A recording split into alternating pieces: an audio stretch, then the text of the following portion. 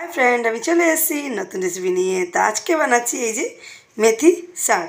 তো মেথি শাকে আজকে অনেকজন তো শাক বানায়, তো আমি শাক বানাবো না, এটা চচ্চড়ি বানাবো। তো চচ্চড়িটা আমি কী করে বানাই আজকে রেসিপিটা আমি শেয়ার করছি, আপনারা দেখতে থাকুন, সাথে থাকুন, লাইক করবেন, সাবস্ক্রাইব করবেন। তো মেথি শাকটা এই যে ধুয়ে নিয়েছি, তো ভালো করে ধুয়ে এই যে রেখেছি। তো এটাকে কাটতে হবে। তো চলুন আমি কেটে নিই, আর এর সাথে সবজি কী কী লাগে আপনাদেরকে দেখাচ্ছি, আপনারা দেখতে থাকুন, সাথে থাকুন। তো চলুন কেটে নিই এটা। তো এই যে আমি কেটে নিলাম, তো দেখতেই পাচ্ছেন ভালো করে আমি কেটে নিয়েছি। তো কাটাটা আমি দেখাইনি, কেন কাটতে তো সবাই পারে, তো এই জন্য কাটাটা আমি দেখালাম না। তো এই যে ছোটো ছোটো করে কেটে নিয়েছি। তো এর সাথে সবজি কী কী দিই আপনাদেরকে দেখাচ্ছি, আপনারা দেখতে থাকুন, সাথে থাকুন।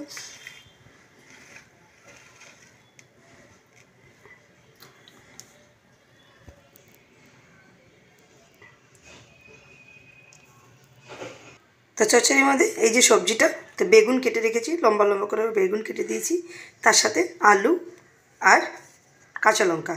তো ঝালটা আপনি আপনার অনুযায়ী দেবেন। তো চলুন আমি আরম্ভ করি বানানোটা। তো মেথি শাকের চচ্চড়ি। তো এই যে কড়াটা বসিয়ে দিয়েছি, তো কড়াটা একটু গরম হয়ে যায়।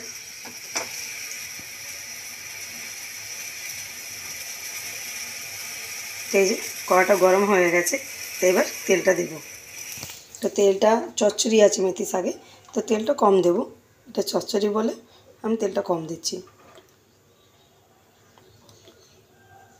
তো এই যে 2 চামচের মতন তেল দিলাম, তো তেলটা একটু গরম হয়ে যায়। তো এই যে তেলটা গরম হয়ে গেছে, তো এবার শুকনো লঙ্কাটা দেবো।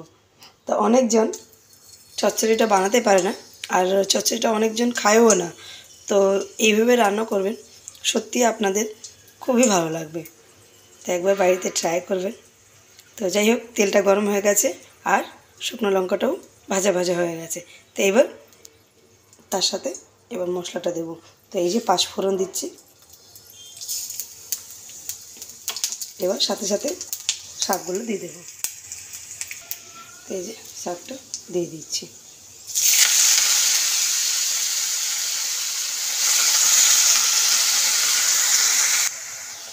তার সাথে আলু,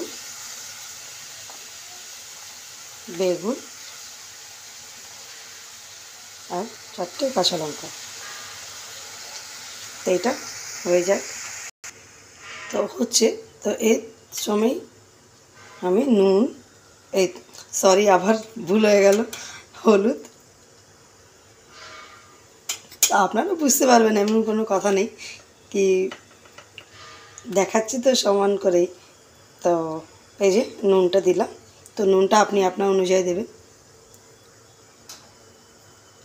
তো এটা এবার 10 মিনিটের মতন হোক।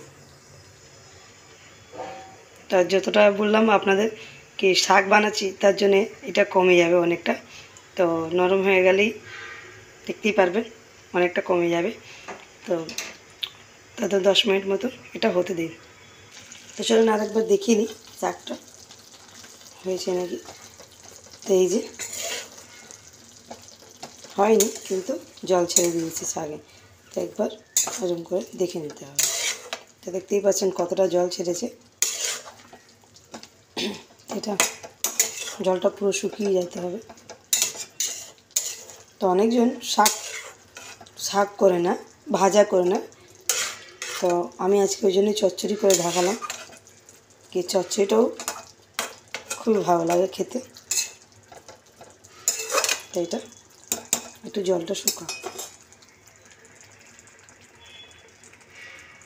তো সব দেখে নিই মেথি শাকটা।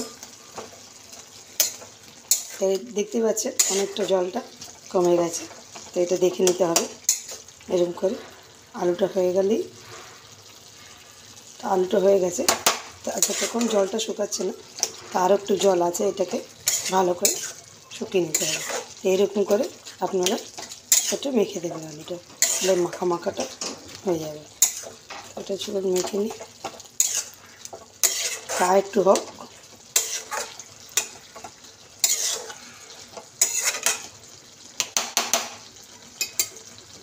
একটু আরও এটা শুকনো হবে। তো চলুন দেখে নিই চচ্চড়িটা। এই যে দেখতে পাচ্ছেন জলটা নেই, জলটা শুকিয়ে গেছে। এবার আলুগুলো এরকম করে মিক্স করে দেবো। দেখতেই পাচ্ছেন বেগুন আর আলু সব মিক্স হয়ে গেছে। এবার তরকারিটা রেডি হয়ে গেছে। তার আগে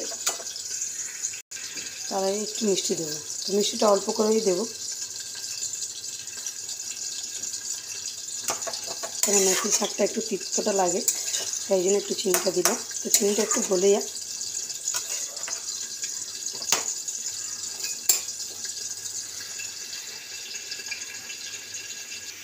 তো সেখানে দেখিনি আমার চিনিটা গলে গেছে এটাখানে।